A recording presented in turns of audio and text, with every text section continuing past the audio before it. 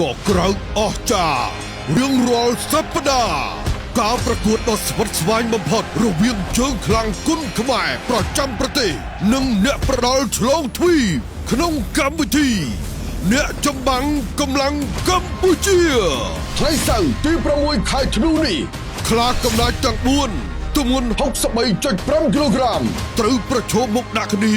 ប្រជែងយកពានកិត្តិយសនិងប្រាក់រង្វាន់4 លានរៀលផានផាន់ណាត់មកពីបញ្ជាការដ្ឋានទ័ពពិសេសរីគីសេងថងមកពីក្លឹបខ្លារខិនមានរិទ្ធរេហ្សាសាសាវ៉ារីមកពីប្រទេសអ៊ីរ៉ង់ម៉ាឌីសារីហ្វីមកពីប្រទេសអ៊ីរ៉ង់